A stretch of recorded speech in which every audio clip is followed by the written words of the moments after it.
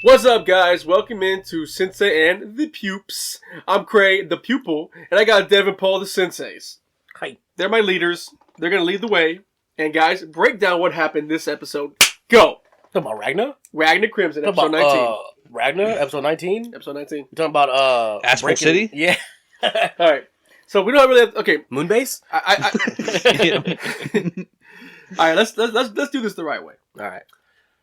We come in and we see Ragna wake up. Okay? In a moonbase. No, actually, I'm sorry. He didn't wake up in the moonbase. He was talking to Crimson last episode. Right. And he came out of like a hyperbolic time chamber, whatever, like healing chamber thing.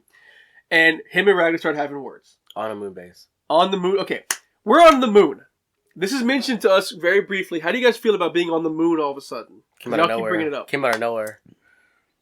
It's kind of like getting your head chopped off. Like at the end of the episode, like it just came out of nowhere. You're kind of shocked. You don't know why it's happening. But Who built this moon? Who built this moon base? Ragna. Yeah. I mean Crimson. She said she built it. She said I spent many years building this moon base, so the dragons can't find me. Now, okay, this was never mentioned before this episode. If she had the power to teleport, why didn't she teleport before? They've always teleported. And for a while they couldn't teleport because Ragnar broke that little chamber. Oh, yeah. Remember? Ultimatia. He broke it. No, it was, what's his name? Nibelium helped break it, but it was really Ragnar because he's like, no, let me keep fighting her. Yeah. And she's like, stop it, you idiot! And they broke their only chamber to teleport. It took her a while to fix it. And that's how they got to the... whatever. I'm not mad at the moon base. I am. I'm not mad at the moon base. I'm mad at it. I'm not mad at the moon base. Ragnar... Okay, Crimson thought this out, guys. She thought... She's mid-episode? I need to break down of her powers. Okay, so like she thought it out, and like most of this episode she was in distress because she didn't think it out enough. So. Because Ragnar is proving to be her folly. Ragnar's not listening to her. Him. And that's what's going on. They're on the moon base. I'm not mad at it. I'm accepting it. You have to. Yeah. We're accepting there's guns in this this old-timey world, right? No, it's not old time. Dude, they already explained that. They're in the future. It's the future. Yes, right, it's the future. So why couldn't they be on the moon? Space travel? But you know what? Actually, I'm going to give you that because later on you see Nibellum actually activate Crimson's old machine, that sphere, that you can actually cover with darkness the whole town. Yeah. Okay, so obviously that's technology. There's like a weird... Crimson is able to use science for some reason. Like, I don't know how he or she got it, but even that poison drink that he gave... Ragna, he mentions that was a nano machine. Wow. Oh yeah, okay, yeah. So I was like, right. okay, so You're there's right. science in here. Like there's heavy science, but Yes. you just don't see as much as you see magic and Silverite. I think what might be hanging you up is that this is all coming out of nowhere. Yeah, like it's kind of like getting stabbed in the heart and you can move it. I get it because they're like telling you what the world is right there, and it's like, yo, we never heard about this for 20 episodes. I agree. So I do get it. I'm just not mad at like it. there's nano machines. I didn't know that. And you know what, dude? And like when Crimson was upset because like all of his comrades, like the people from the army that he had just fought with, The Argent Corps? you know who wasn't there, who wasn't special to him, the girl that he started fighting the damn dragons for in the first place, dude. Starlia. Oh yeah. No, not Starlia. No, the small yeah. little girl. Yeah. Who he wanted to defeat all the dragons for, so that way she didn't have to worry. And now she is not even a thought at all, dude. No. And that pisses me off, dude, because like that's the whole reason why this plot even started I going, think she's dude. coming back. I think she's coming back. I forgot about her to be back. freaking honest. You're right, I forgot. I honestly think she's coming back. That's She better, dude. Yeah, I think she is. Like to not even like mention like there was an old timey picture of like the whole group, together and stuff like that. Right. And she was not didn't even think of her. I think that's fair. That's very fair. It's true. She was just a device at this point, like to move the story along. The first half. I forgot her name. I don't even remember her name. He cooked for her, like he gathered stuff for her, he bathed her, like a little backstory too. Remember? Yeah, dude. She was basically the first half of the anime. Like the first 12 or maybe whatever. 5. Dude, when the dragons first started to come, like that relationship, that bond was like what kind of like that's pretty much what drew you in, you want to get stronger for her. And now it's for Starlia. All of a sudden, it's like, what about the girl? Now it's like, I gotta go save Starlia. I think she's coming back. I think she's gonna come back stronger, like really strong. Well, let's talk about somebody who came back. Starlia, What? guys. We see, but she's dead. And we're skipping around here. If you watch the episode, you already know what happened. But we need to talk about this. Starlia is back. I think she was never gone. She was. She got her head cut off. It's like a split second. She got her head cut off, dead. Yeah. And apparently, Walter Kamui said you can reattach their head in the split second and they'll be alive. Which, neurons are... How do you feel about that? So, this is a human world. Put a video here of how you said what you said about 2 weeks ago. Actually, yeah. So wait. I'll repeat it. I'll repeat it. Yeah. How did you feel about her dying in the first place? So when she died in the first place, I thought it was amazing storytelling. I thought this was a risk that I've never seen an anime take for a character I loved. I loved her. Right. I loved her. I was about to buy her shirt.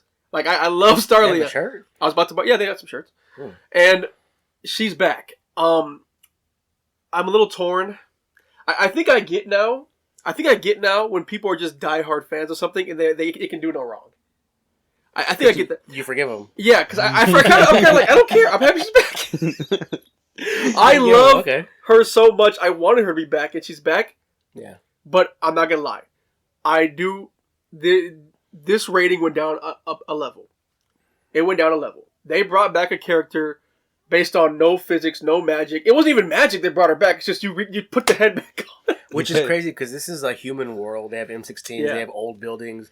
In our world, you cannot attach your head, reattach it. You can't do it. Not even in a split second. They've done really good at the show of making it seem believable in the world they made. And then this to happen just...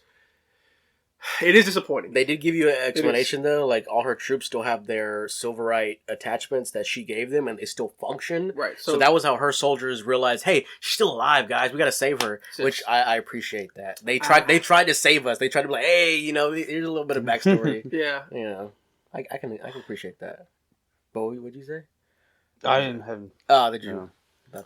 But it's bullshit that Starlia is back alive, though. That's gonna be my take. Like, you can't kill somebody and try to make them feel like that. That's crazy. And then just boom, bring it back the next episode, and you're crazy. like, and then curse them. That's crazy too. Yeah, poison they gave her poison or curse on her, so now if she escapes, you get close to them.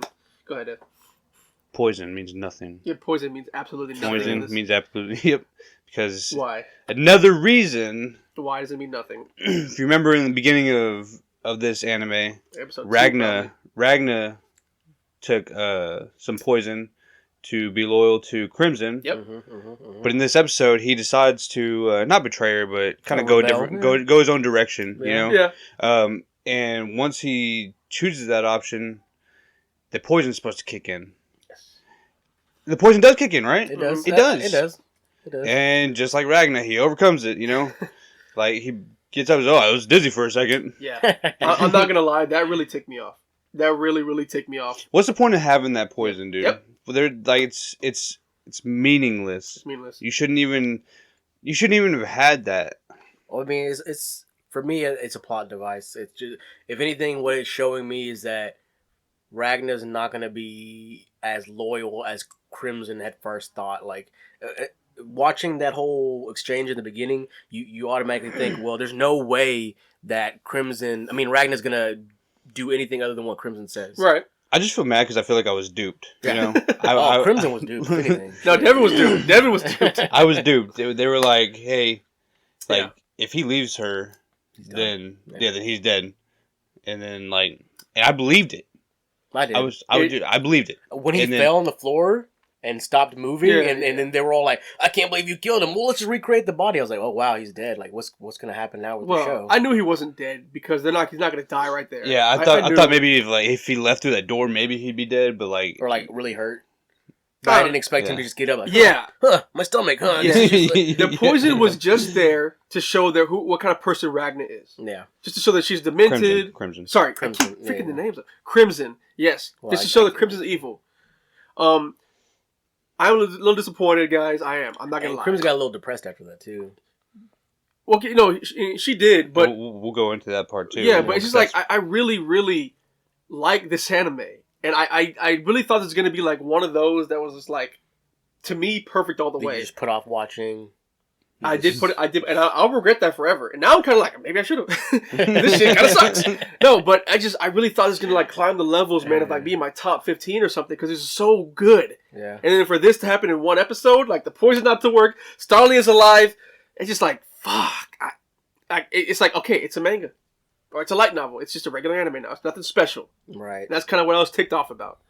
It had a few saving graces, though. No, the saving grace of this anime, guys, was that dialogue between Crimson and Ragna. Like, that whole back and forth was, like, to me, a masterpiece. Yeah. I was like, yo, this is awesome. And then all the bullshit happened after that.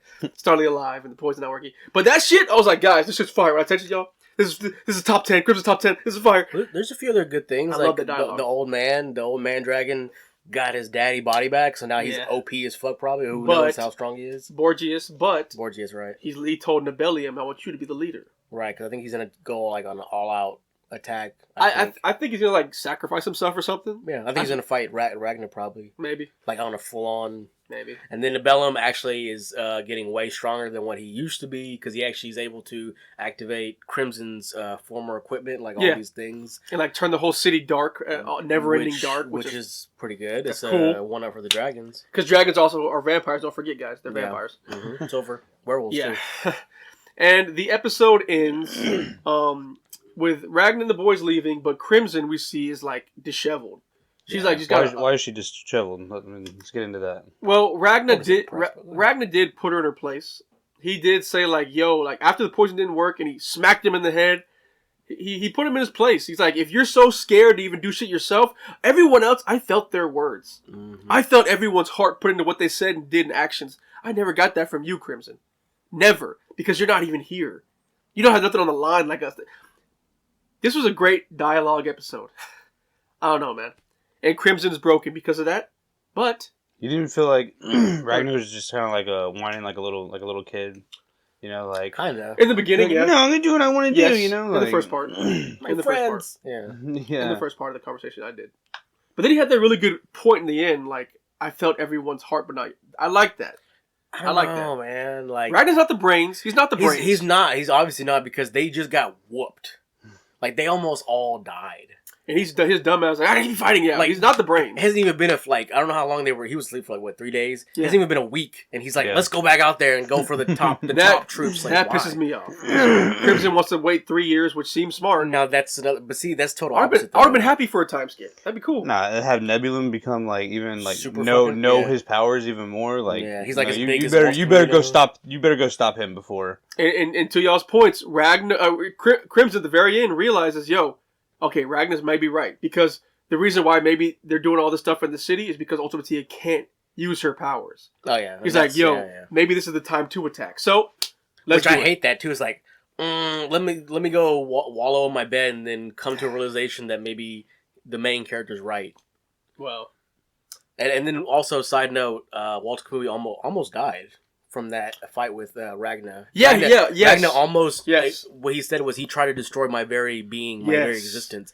And you see Walter Kamui kind of reform his body. He said he's done it like 5 times already since that fight.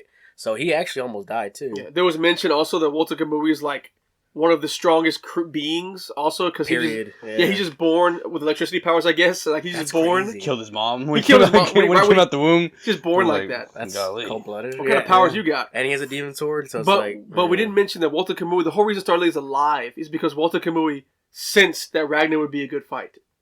That's why he kept her alive. He's a fucking Kenpachi. Yeah. It's just kind of he's a thrill seeker. Yeah. But is he the brains too, or is he a good fighter? No, he just wants to fight. But for him to think ahead of time to keep her alive, I don't know. I think he realized because he wants a good fight. And after he cut her head off, he saw that he tried to like pull out all his reserve power. Man, I think we're all a little torn here on the direction. I'm not torn. I'm okay. I'm right.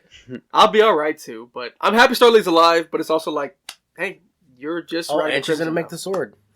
That is her goal now. Before she dies, no matter what's gonna happen, curse mark or poison or not, she's gonna make the ultimate weapon. She wants to make what's his name told her to make a weapon for her and him. That's what he did. He said so that way they can fight it out. Right. A weapon my claws can hold or some shit. Like, what do you want? You have a cool weapon. What do you want? Well, I think that's what honestly, me personally, I think that's what he meant and she meant that he's gonna get a weapon that's able to deflect or go against that claw, whatever you call it, dragon claw. Mm-hmm. So, all right, guys. Don't. I still love Ragna Crimson, but it's a little different level now, guys. We are Assisting the Pupil. We'll catch you on next episode. Episode 20. Episode 20, actually, next week. Yeah. We out.